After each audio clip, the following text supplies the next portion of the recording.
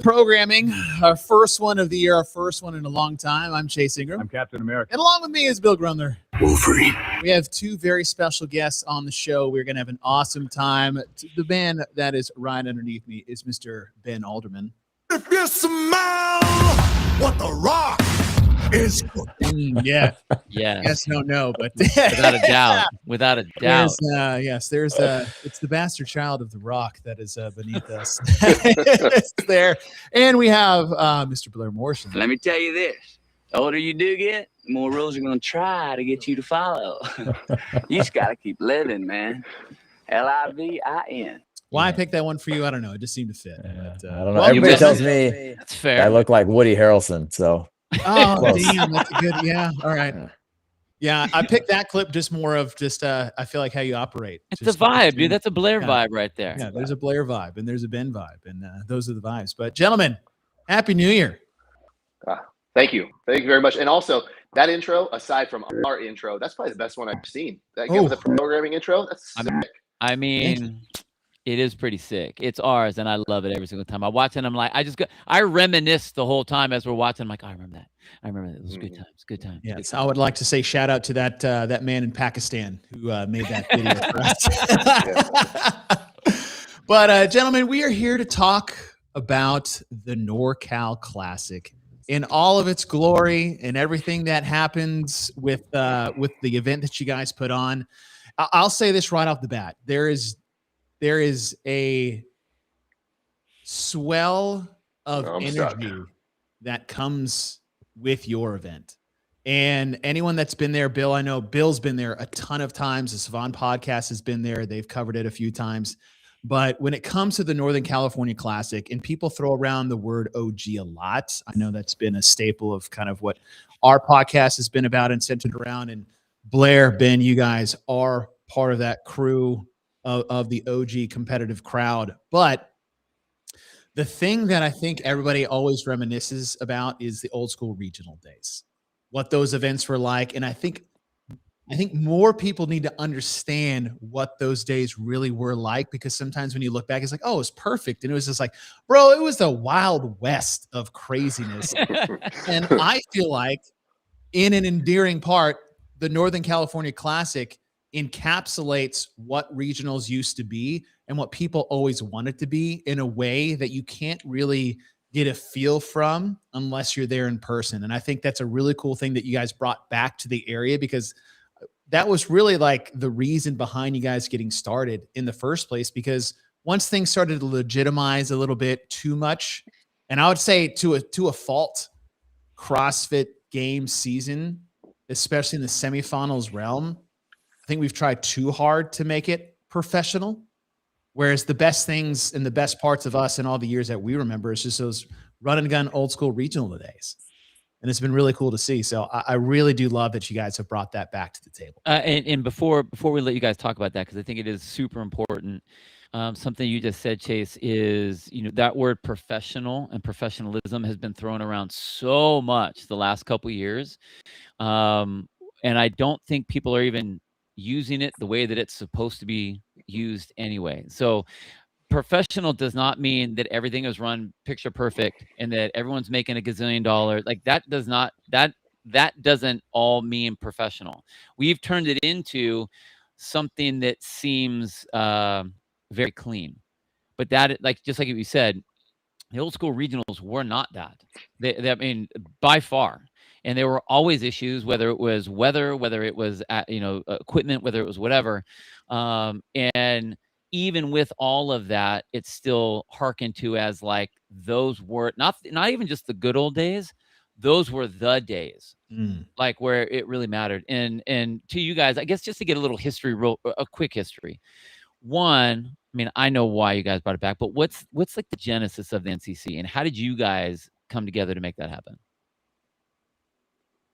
I mean, the genesis was when they ended regionals after 2018. So Ben and I have been competing alongside each other. We own gyms in the same city, and so we were hosting a podcast together. We've done lots of things, and as like ugly as he is, and as horrible of a person. No, I mean, we've always gotten along. And so we kind of looked at it and we're like, it doesn't feel right for there not to be a major event in California or in Northern California. It's been that way ever since the first games in Aromas that, this was the birthplace of CrossFit. So it felt like there was a vacancy there. And we figured that if, somebody was probably going to do it, and we felt better about us doing it because we could craft the direction that it was going to go. And we didn't want it to go away from the roots, right? The fact that it's outside is a huge deal for us. The fact that the weather is a piece of the programming that you have to navigate, that's a big deal. The fact that the athletes are accessible, to the spectators, that you have these large crowds that intermingle. It's not like you just see them on the floor and then they're gone. More like you'd see like at a basketball game. And so when it was gone, and even the super regional down in San Diego and Del Mar, when that was gone, we're like, dude, we're gonna have to we love going to Miami to Wadapalooza or to, I think Granite Games is still around then. Like all these athletes are gonna have to fly out of state to go do a large scale competition. We just didn't like that, and that was the genesis, and the fact that we could, use our experience to try to cultivate this kind of like original CrossFit in a bubble, and just kind of keep reproducing that year after year. Like, hey, this is what kind of got this thing going. This Aromas feel. This is where the momentum started. I mean, dude, we're really proud that now that's what people think of with our event. That's exactly what we wanted. And Ben, when you guys first started, it was just to fill that void. There really wasn't a continuation of that beyond that weekend, and that you guys put on. You put on a great event. It was wild and crazy. And it's not all perfect. You guys try new things. You push boundaries, which people forget. Like, that's what we always used to do. We used to do, hey, it's like, can we even do this? I don't know. Let's put it out there on the competition floor and see what happens. There was part of that. And then you guys took the next step, which was, all right, now we're going to get into the game season and start sending people to the CrossFit games. When that was that brought to you guys first, or was that something you came to CrossFit with? And how did you guys sit down and discuss of, okay, how do we keep the essence of what this competition is, yet add to what now people will view your event as a little bit more serious of qualifying people to the CrossFit Games? Yeah, I mean, sort of dovetailing all that together, what Blair's talking about, and in terms of our genesis, and then also the this new wrinkle where we are part of the CrossFit Games season. They kind of are part of that same thing. Nature hates a void, right, and a vacuum. And so with our event, there was no event here, and there's tons of CrossFit athletes, and then because of that, we needed more. We had the amount of athletes there. We had the infrastructure in place that we felt would be helpful to CrossFit in finding athletes. We were already paying out a big prize purse. We were drawing big names, and they were coming into our event.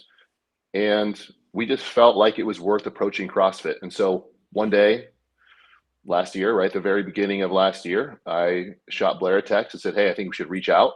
He said, go for it. And so we made that connection, and we said, this is what we think. And so a lot of people remember this, but we were added to the schedule late last year. And so we went for it.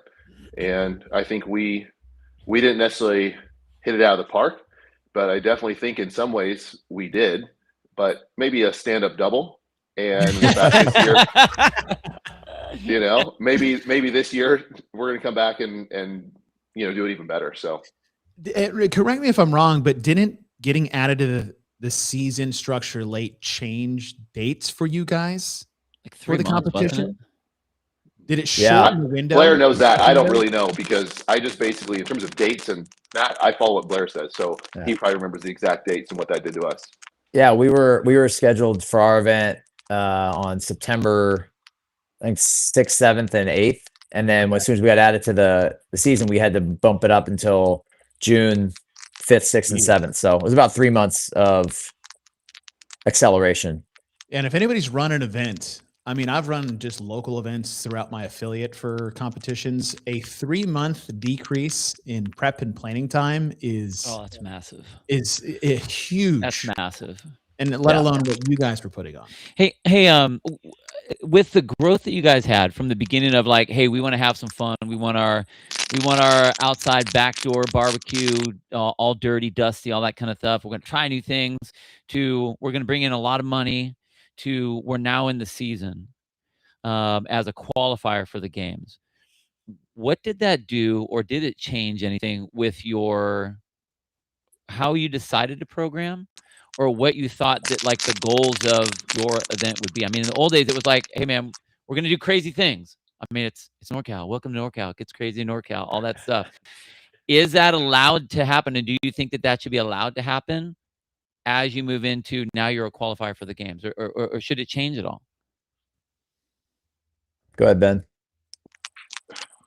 Well, I mean, that's a tough question. You know, we're always trying to balance what is too far with what's pushing the boundaries and asking the athletes to be able to adapt. And so that's a conversation we have internally every year around any workout that Blair and I program. And sometimes we just come together to work out, you know. So whenever Blair and I are together, we're talking about, you know, what is within the pale of CrossFit. And I think there's a lot more than just what's been traditionally tested, you know, which is why Blair and I are trying to think up new things. Mhm. But we don't want to come across gimmicky. That's one thing that we don't want to do. And we realize that the first time people see things, that there's going to be this psychological resistance to them. But we have to be willing to stay the course and believe in it and execute on it. And that was one of the problems we had last year, is that there were some mess ups. And so we weren't able to see the course in some ways. And so people were able to, rightly so, criticize us for execution at times. But in terms of the way we think, you know, 1 year like that is not going to change how we go about doing things. We are required now to bring this stuff to CrossFit ahead of time to make sure that it's properly vetted. And I think that's a great thing on their behalf, to make sure quality control is high. But we feel really good about what we're doing. We feel really good about the way we go. We do increase weights and maybe even complexity because of the amount of athletes that we're going to get in who are of higher caliber, which we didn't necessarily have to do before, you know. So, but we still kind of did it anyway. We were always trying to push the boundaries of whoever we had. You know, if we had athletes to here, we just did like in the class, we're trying to meet you here. You know, if we have elite athletes here, we're going to try to meet you here. And so that's going to change the loading, the complexity, and the rep scheme. And then always we're trying to introduce new movements. You can even see that from our qualifier. We have one workout, I think, with 3 we'll get in newer movements. Yeah. Right. You know, so yeah, Ben, we're not your slowing mic down. your mic is really scratchy. If you could like, Minus. just and while you're maybe refresh. But while you're playing with that, okay, what is, because this comes up a lot. We talk about it in our programming stuff all the time. You guys, and I really do applaud the fact that you guys push the limits. But what would you guys consider gimmicky? Like, what's gimmicky to you? To where you're like, okay, we need to make sure we don't step over that line. Like, what would be gimmicky? Bill, it's a lot like pornography. It's hard to define, but you know it when you see it. Oh, that's great. Okay, but No, okay. all right, I have a decent answer. That's a fair answer. That's a fair answer too. Yeah. So I think that well, I think what Ben and I try to do is we try to keep a very like a broad definition of what is CrossFit, right? And what's acceptable in CrossFit. I think most of the, I don't know, competitive only CrossFitters, they look at CrossFit based on what's been at the CrossFit Games. That's what CrossFit is, right? And we've been around long enough to remember when things weren't at the CrossFit Games, like handstand push-ups or handstand walking. And like that was thought to be stupid and gimmicky. So sometimes exposure, like bringing things into the light, makes them look different depending on which light you're in. And so the way we define what's not gimmicky is we test it. We're like, is that legitimate fitness or not? Like last year or 2 years ago, we did broad jumps and they don't look cool. And I think sometimes in our, our current culture, it's a lot about what looks cool, what's visually appealing, but that's like a damn hard test of fitness. Like jumping is like like in the physical world, the hardest thing to do. Gravity is like working against you the entire time. So we put it in because it was a legitimate test of fitness. And we will test these things ourselves. We'll test them in our gyms, and we'll even ask other people, that we maybe think have a particularly critical bend, what they think about stuff. Like, hey, have you tried this? How does it affect you? Yeah. What are the blind spots in this particular movement? But in my original gym in Folsom, I have the 100 words of fitness, like on a decal, on a lifting platform, and we see it every single day. And there is so much in there, you guys, that is not in the regular everyday CrossFit experience. And so in one sense, I feel like it's our responsibility as this OG vanguard to like keep bringing people back to, shit, Greg says you should do flips. It's like it's in there. It is in there. Presses to handstands. Right. Like these are really high level things that are in the original like document. Now, obviously things evolve, but I think in general, our philosophy is to try to be broad and try to be open. And then if we test it and it feels like, like that's like interesting, but it's not really, it doesn't feel like a legitimate test of fitness. It's like, there's a better way to do it.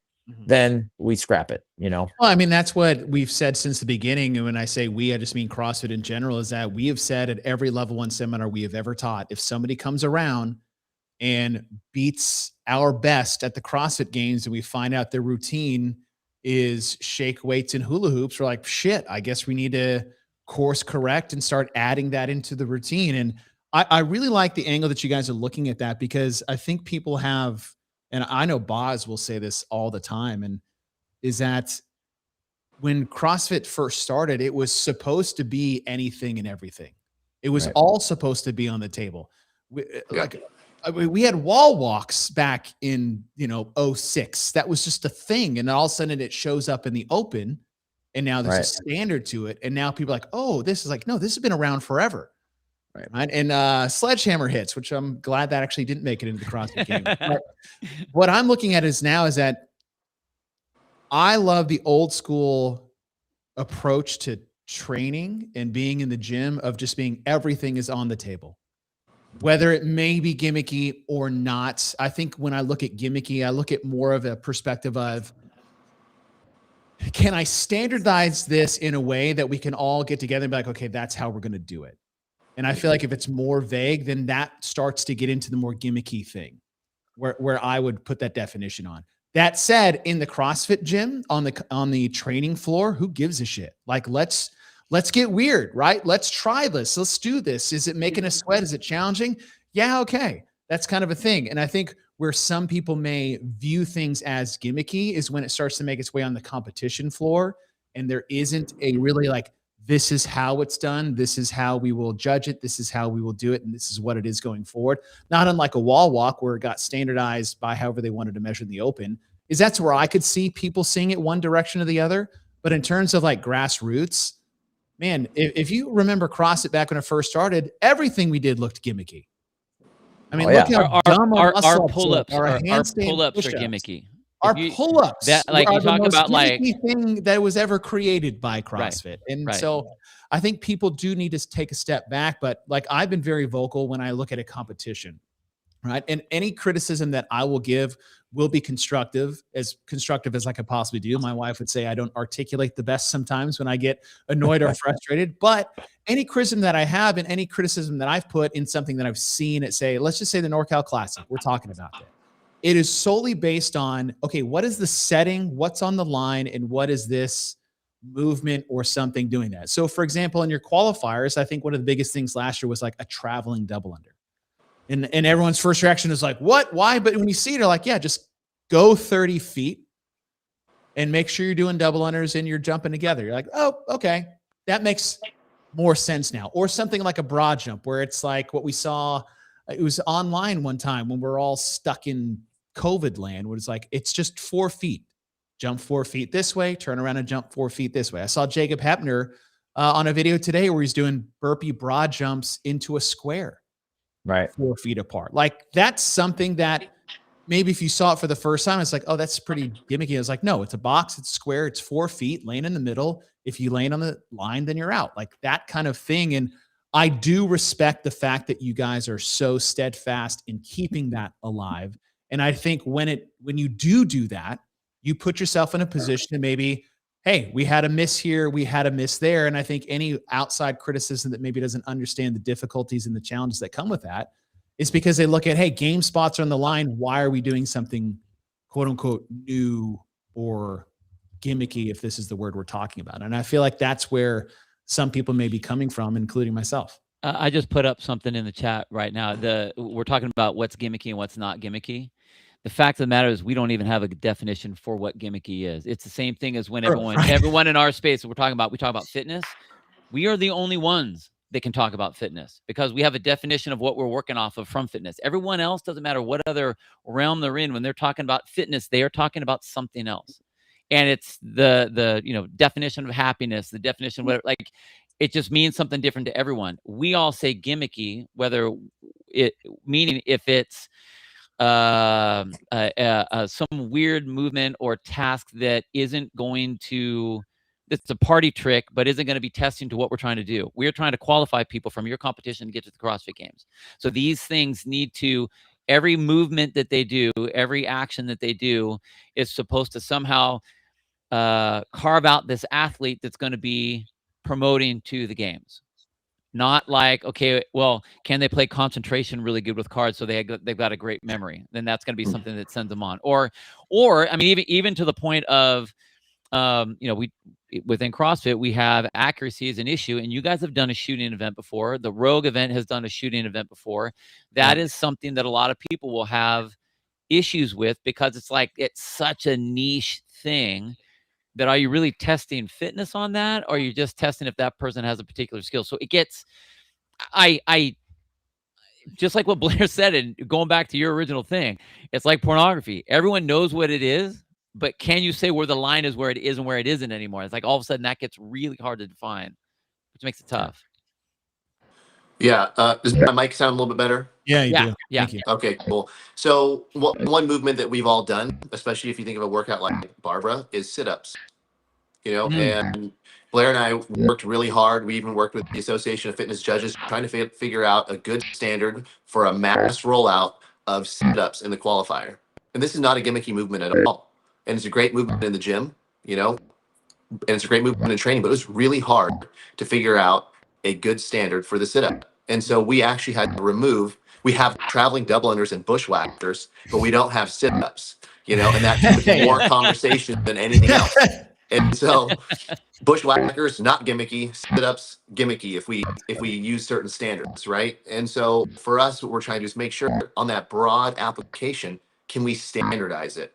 And when we can do that, and it feels like fitness, it is one of the 10 general characteristics of fitness. It may be highly one versus another, but it's still in there. We want to at least entertain the idea that it could find its way onto the competition floor.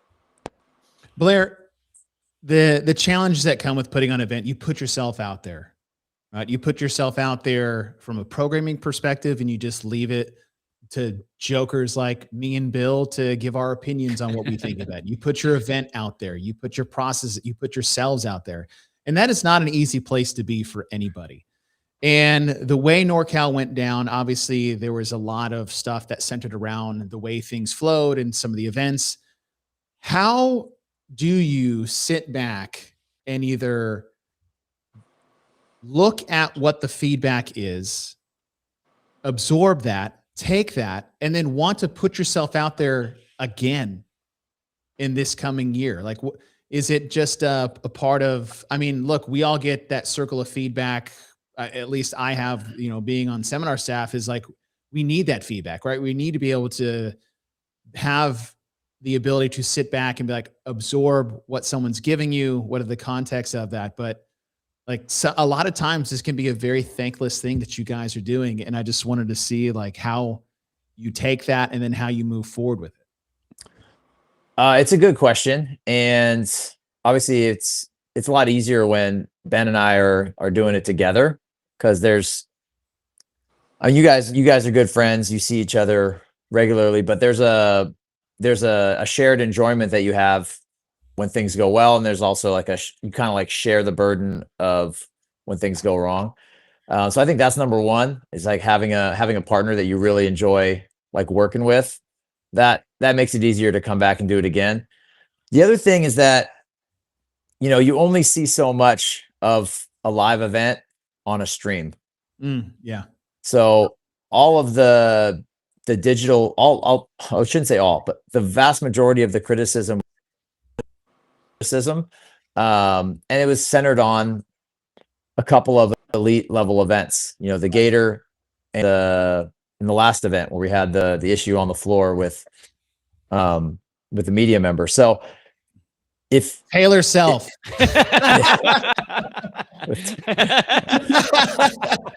So my point is that the event, I mean, Bill was there in person. The event encompassed so much more than the elite division. Mhm. And so I think for us, is easier to take the criticism and be like, yeah, we got to be better, especially in this division where there's so much on the line. And we really want to be seen as a world-class event that produces, and I think this is important. We want to produce the best athletes worthy of the game spot. But we also want to produce like a slightly hardened version of that best athlete, because they had to go through a little bit more. I mean, Ben's great about talking about this, about why our event is kind of almost one of the more challenging ones to endure. But when you look at everything beyond the elite division, dude, we had so much success last year. Like, it was the best event we've had thus far. The vendor village was incredible. Like, we had so much traffic there. Every vendor came out of there being like, this is the most money we've ever made. This is incredible. We had spectators everywhere. There was tons of shade. Like, a lot of things about the venue worked better than our venues had in the past. Mhm. So if you only look at the elite division and the stream and you weren't there in person, then it could look like the criticism was a little bit heavier and like, man, maybe this is not worth doing it again. But if you look at the event as a whole, Yeah. dude, it was a blast. Like, I couldn't wait to get started to work on it again. And like, I've heard the same thing. And we said this at the top of the show, is that the division we're talking about is such a like minute section of what the Northern California Classic is. However, it is, I mean, just like sport, It's important. Yeah, of course. it's the most highlighted one. It's the one that you have the stream on. It's the one that people like, where the fans from the outside, right? If the fans who are fans will be there in person for everybody. You talk about, it's like, you guys have elite RX men and women, you have intermediate, you have novice and scaled, you've got masters divisions from 35 to 60 plus. Not only that, but you've got teams, you've got teenagers from 14 to 17, pairs, intermediate pairs. Like, you got, like, it's such a huge event. And you mentioned Wadapalooza, is that, with the Northern California Classic, yeah, maybe people are just new to what you guys are, just see what they can see, as you said, online or whatever that media presence is, and what you guys do have. I do think people really do need to understand is, like, you guys have created an incredible event. It is so old school. And as you said, everybody loves that vibe. Everybody has been talking about the vibe that is missed in that qualifying stage between the Open and the CrossFit Games. And I think, Bill can speak to this better than I can, but like, you guys have nailed that on every end of it. Yeah, we think of it as like a music festival a lot of times. The concerts used to go, I mean, they still do obviously go into really nice, great venues, but there's music festivals are so huge right now, and they're outdoors, or the sun. Ben. What? Dude, either Darth Vader is inside your microphone. Yeah. Again? No, it's like every like third word is like, gets really deep. Tone. Blair, you know where I was going with that. So you could just finish the thought. So No, keep going. I wanted to let you know. let is everyone the else know one that we time- also know, but we're just gonna roll with it. This is the one time that my microphone's messing up, and Blair's like, so This I is the know. NorCal classic of That's right. Yeah, exactly. Yeah, welcome to NorCal. So NorCal I'm literally podcast. sitting in the same exact spot as I was Oh, before, this is with the same phone and everything. So, yeah, the jump rope started exploding, and my phone started messing Oh, I up. You forgot know, about the yeah, right. So I don't know. It's all the same. But music festivals are this thing where people get to go and experience the outdoors, and part of the concert and the music experience is actually the venue itself. Right? You don't know that you are in Sacramento or LA if you're inside a really big arena. Yeah. You just kind of you're a cookie cutter. But if you go to outside lands or Coachella or all these different places and you see these artists that, so for us, we want to be an event where people realize we're at NorCal. Yeah. And that's part of what makes it special. It's all encompassing, because even when you step off the competition floor, you're still in some place different. Yeah. You're still having to be in the environment. And so for us, that is, we're never going to go inside. We're never going to make things perfectly clean. Just like we're asking the athletes to adapt to the environment, we are adapting to the environment as it rolls out to us, because we can't predict everything. Should we predict a few things better than we did last year? 100%. But there's an element of the unknown and unknowable that even as event organizers that we have to be ready to deal with all the time. And you so guys have had to that's deal where- with stuff every single year, it seems like. I Every mean, whether year, it's yeah, been Bill, you weather know. or whatever. Yeah, I mean, Yeah, there's always Bill someone that's like, hey, we can't do those today because it's raining really hard. What are we going to do instead? Yeah. And make it, on the fly. Now, Ben, and Yeah. that's a wonderful point. And I've had the pleasure of going around the world and covering some events, and the ones where there's so much in the day and it's inside in an arena, and my whole day is just spent from going hotel to arena. Right. Like when I went to Amsterdam for the first time, people were like, "How was it?" I was like, "Honestly, I couldn't tell you." I went from the lobby of the hotel was hotel and I went to the indoor venue, and it was an incredible venue, incredible hotel. Like it was an incredible experience, and I'm grateful for that. But the same thing happened when I was in France. It's like, I never got to go out and around the area. And there's something I vividly remember of, long competition days, but qualifying for the games in 2010 and driving up to what was a Home Depot center there, and just seeing the row of palm trees going to the tennis stadium, and seeing the soccer stadium or the track on the other side. There was something about just being there and it being outside, because it just expanded to what that is. And I think what you guys have created is like just getting to the venue, or being there and being outside and being in that environment is part of what makes that what it is for athletes and spectators alike. Yeah, I agree with that. I agree with that. And Hey, we found the fittest too last year. We did. Alex Kazan and Bill Leahy were the fittest at the NorCal Classic. If anybody wants to argue that, they're going to lose. Nope. That was the best thing that happened. Was that Hey, the best thing that happened? when you guys have always held your position as far as the way you program and what you're not afraid to put out there, and you want it, you want that uniqueness, you want that OG-ness. Now that you guys are a qualifier for the games, one of the other things that I have to say that, and I think that this is an affiliate owner, programmer feather in your guys' hat, is you can make up whatever workout you want to be for your elites, and then be able to modify that for all of the other divisions that are there, so that they are all involved and be able to do their version of that workout. So everyone gets to experience that. Which that I think is really cool, because that's what is going to happen in a regular class. But one of the things I always am curious about is, in the old days of open regionals games, open was kind of the buzz size stuff, maybe some like starting some skilled gymnastic-y type things. Regionals was really heavy and just like, we're going to grind you to the ground to see if you can make it all the way through. Games ends up in being things that, like, you're not going to be able to try or work these in the gym at all. That was kind of the old blueprint. Where does the qualifier now, the semifinal qualifier now stand, or do you think that it stands to get people to the game? Should they be doing weird stuff now, Or are we supposed to be doing gym testing stuff now so that they can do weird stuff at the games? Or are you guys like, I don't give a shit because we're NorCal, so we're going to make them do weird stuff at this point, and they can choose to come to that one if they want to or not? Like, where do you guys fit with that? 3. So I don't mind that answer. I don't mind that answer. Oh, that's great.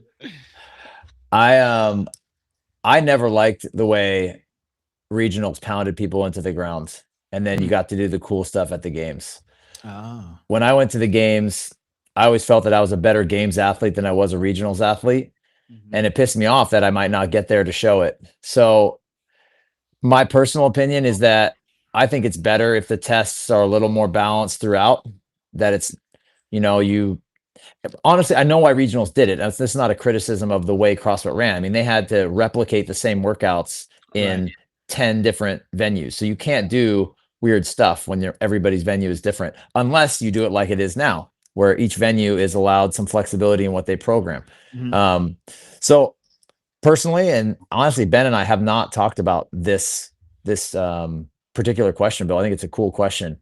But personally, for me, I want the games athletes to show that they can be games athletes in the unknown sector, do things that are a little bit more gamesy as opposed to just heavy, or just like within the very limited, time domains. Regionals, I guess, will get to 20 minutes or so, but I like the fact that we can program a long trail run and test them over 40 minutes, I think that belongs at this stage. Obviously you have open and quarterfinals now, so that, CrossFit's kind of good point.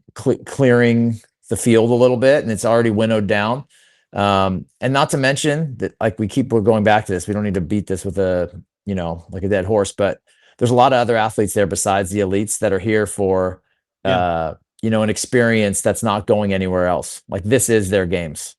So if they get to experience a little bit of what the CrossFit Games is like, being outside, having these untested elements, that's what we want to deliver. I love that. That's probably the best point you could possibly make, because we talked about what made regional special back in the day when there were 17 of them around the world, but they were very small, is that these are micro CrossFit Games for 95% or 99% of the people who qualified.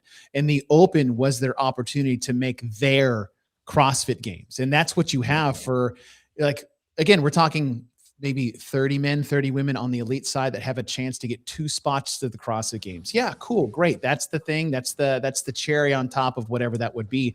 But we have another 1,000 people or more there that are experiencing their own personal CrossFit Games. So should it all be burpees, thrusters, pull-ups, and deadlifts and sit on a row machine? No, I actually love that approach that you guys have, is that you want to give them an incredible experience outside of what they could just sign up to do in their 6 a.m. class at a CrossFit gym. Why repeat that? Let's give them something new. Let's give them something fresh. And yeah, when it comes to that, and it comes to pushing the boundaries of maybe what should we put in a competition or not put in a competition, or if we've never seen it before, is I love that approach. And if I was just a generic athlete, which I am a generic athlete now, signing up to compete at your event, I think it would be so cool to be able to run outside and maybe handstand walk in the freaking grass, or push a gator that, might be slower than the other one.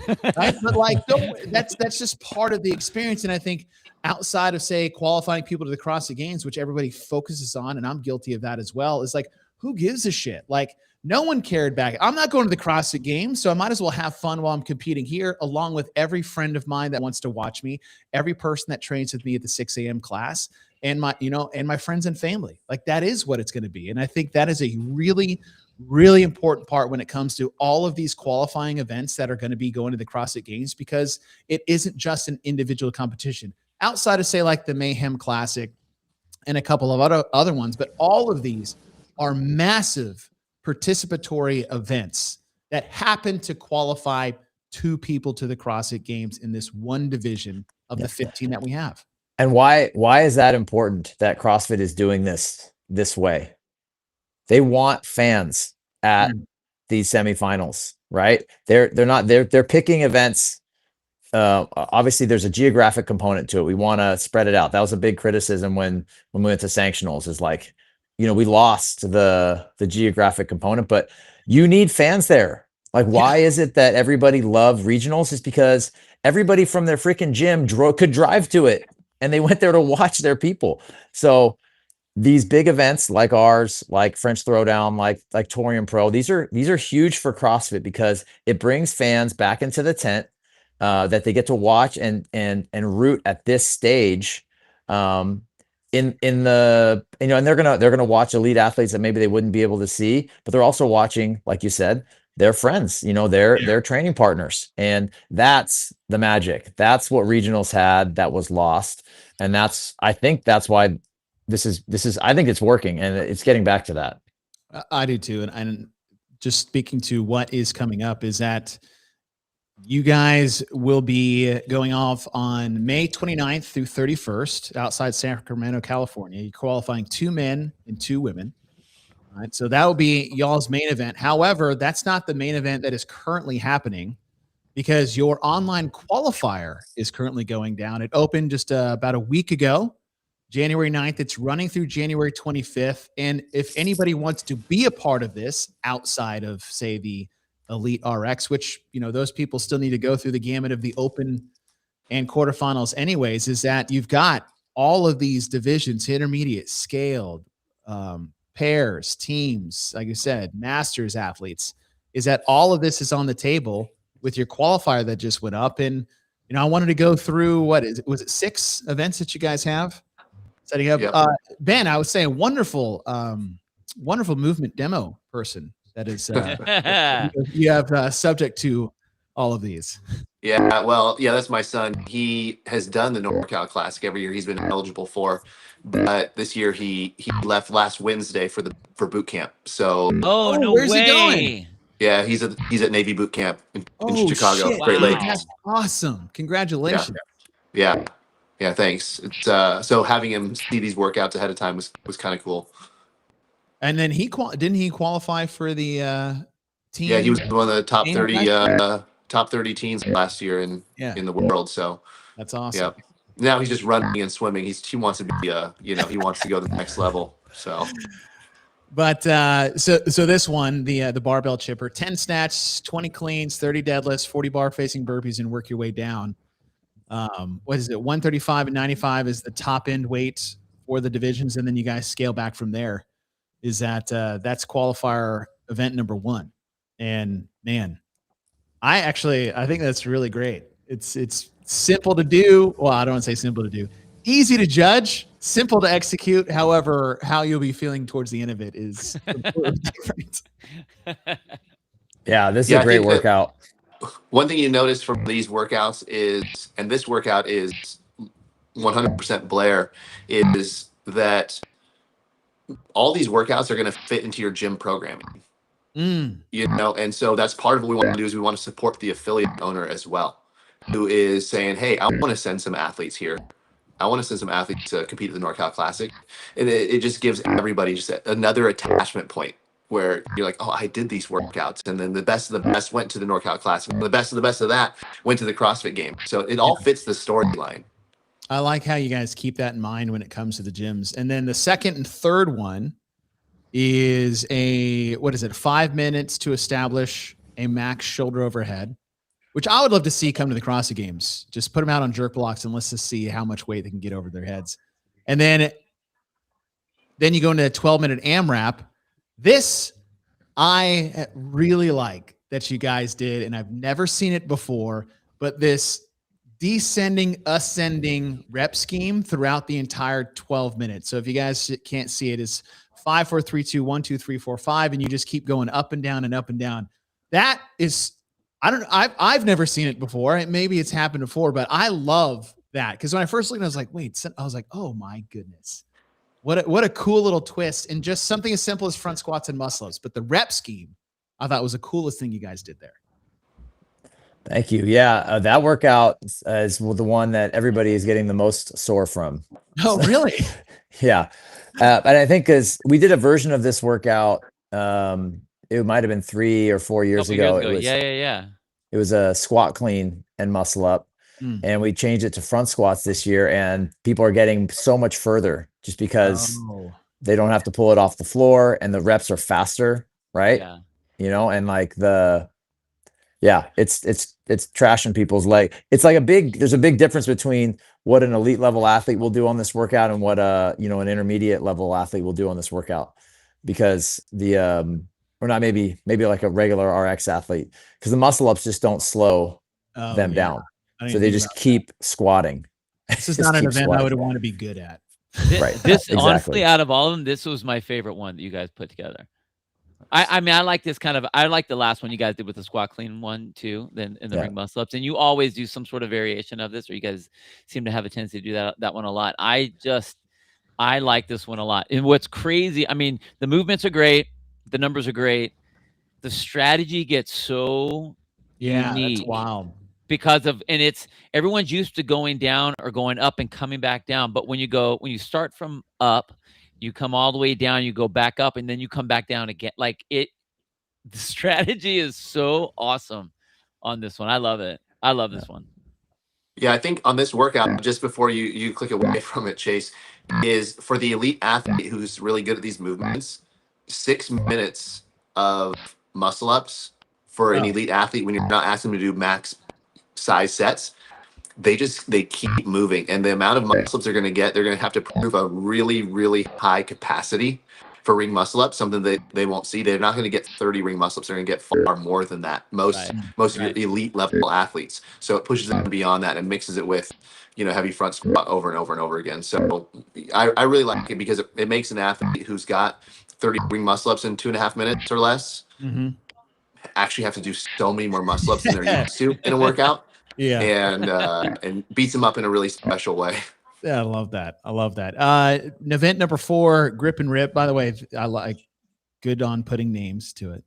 You could say 3 rounds for time, 30 pull-ups, 300 feet of traveling double unders. Like when I saw this, I was like, damn, this is one I need to just give it a shot in my regular day-to-day training, because one of those is like, okay, 30 and 300. Yeah. Round 1, no problem. Round 2, I'm not sure. Round 3, no idea what's going to happen when it comes to my grip and as far as it comes to this. But I do like that. And I like that you have it in here because, as you guys said, is like, hey, we're going to throw something new in there, a different challenge, but it's dictated standards. It's pretty straightforward. And it's something that's unique to what you guys have brought to the table when it comes to your qualifier. So this is, just, hey, if we're going to do this, try to get better at it. And honestly, if like you can do traveling double unders, it makes the regular double unders very easy. Yeah, this workout's really hard, you guys.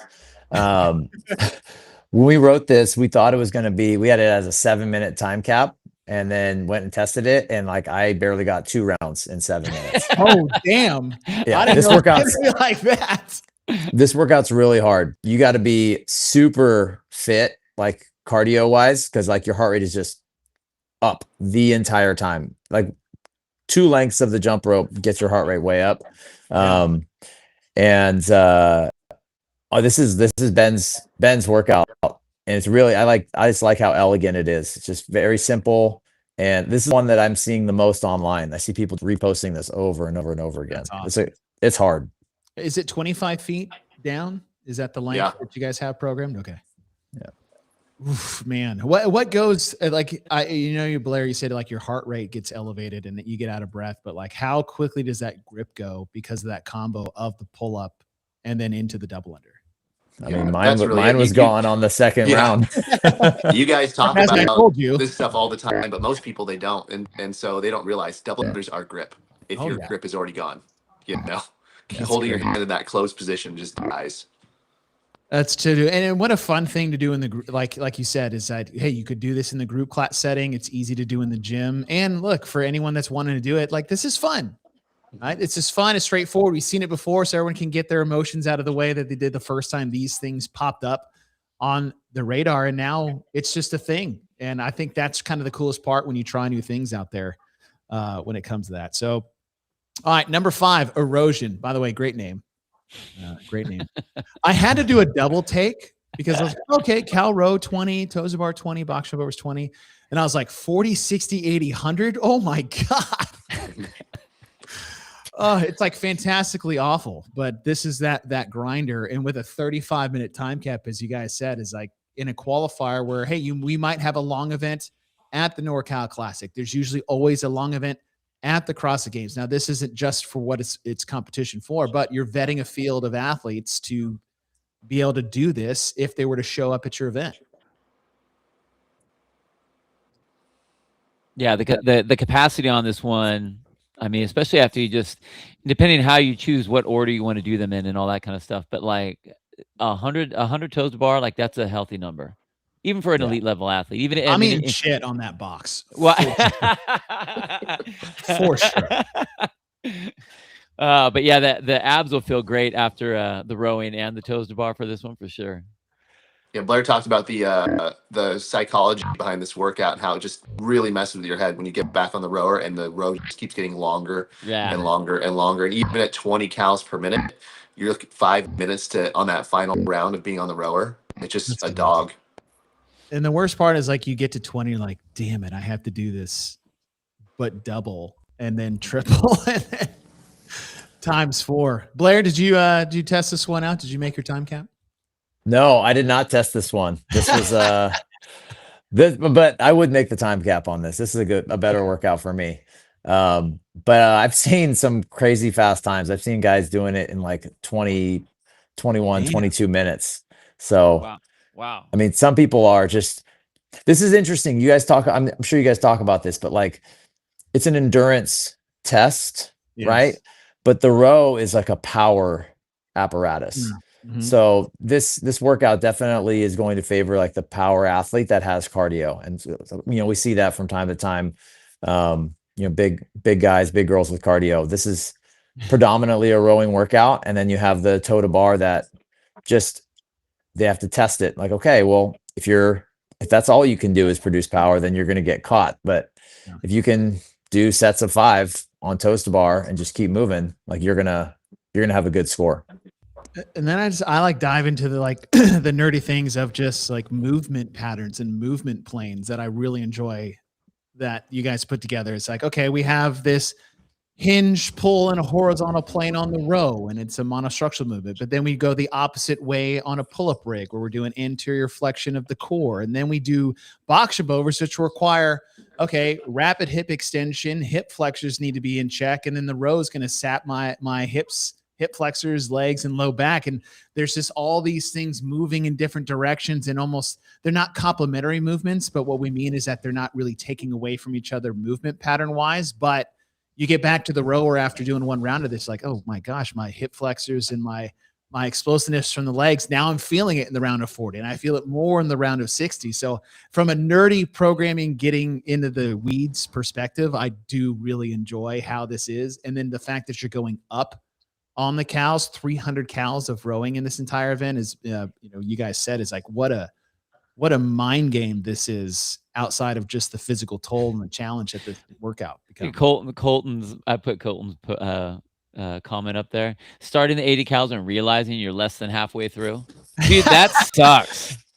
That sucks. Like thinking, I mean, that it's bad, but like actually put it in that sort of a perspective. I didn't even think about that. Like, that's gross. I don't want to do that. Doing, what is it? It's like doing 12 Days of Christmas.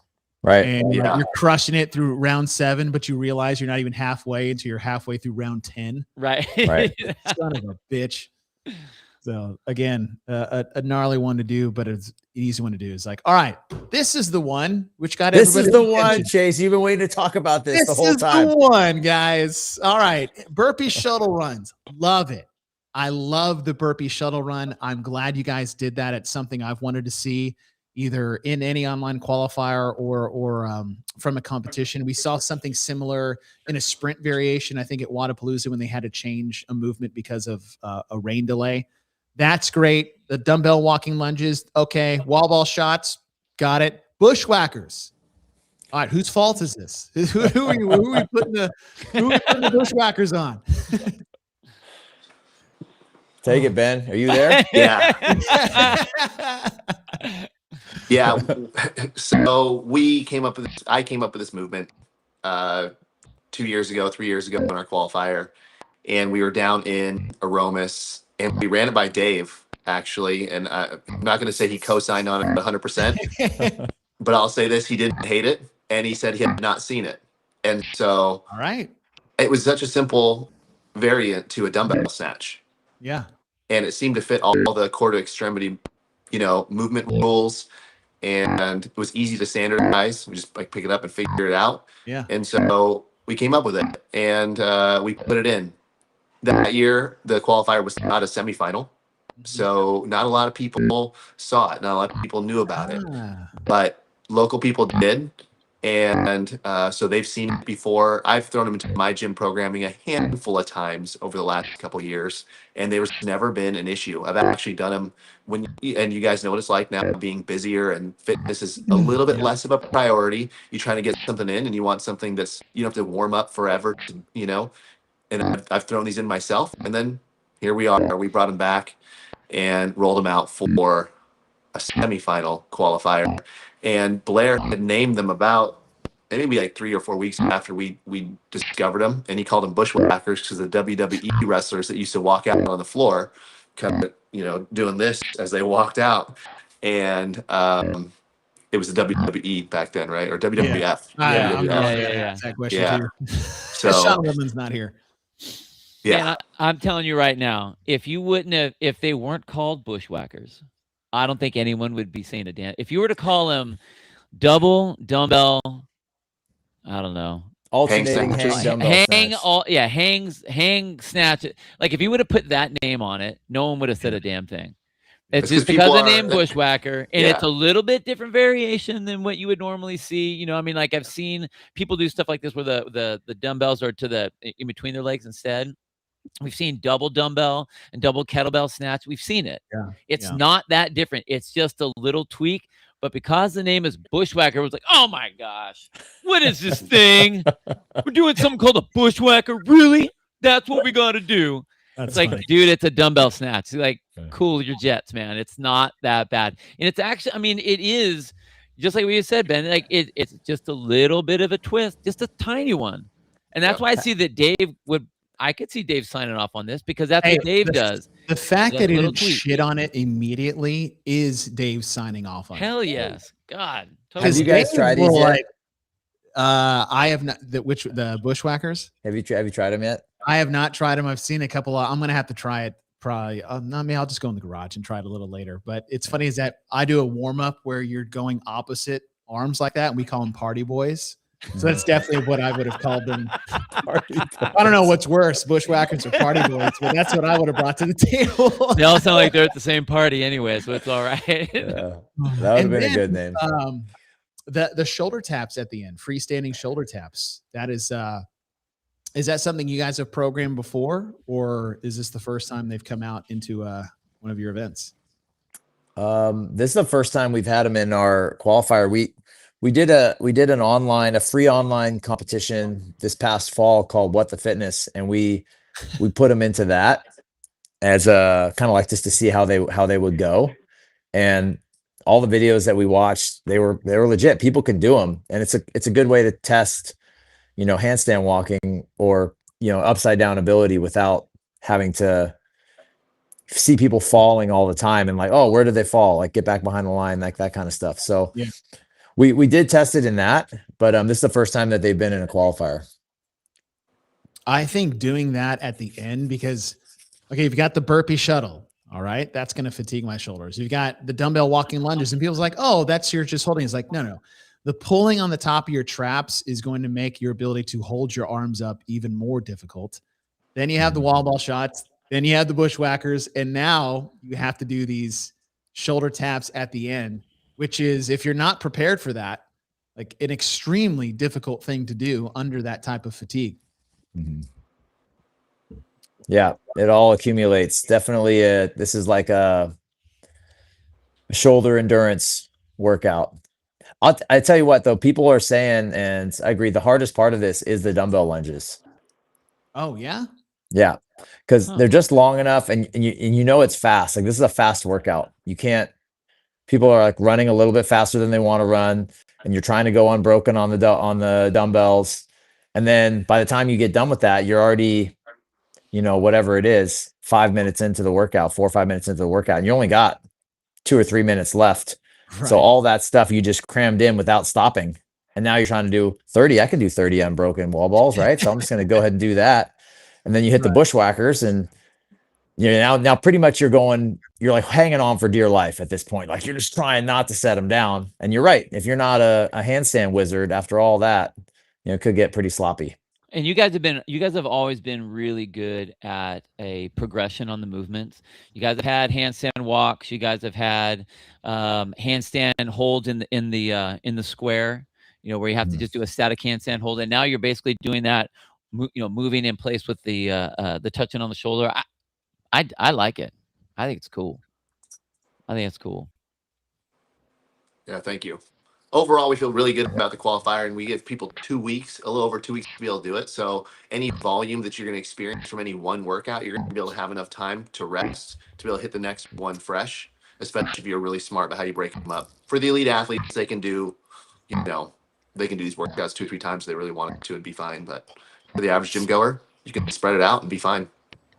I put the link, the register for the Northern California Classic in the comment section. It's on Competition Quarter. You guys can just search Northern California Classic online qualifier. Let me just pull it up so everybody can see what I'm looking at.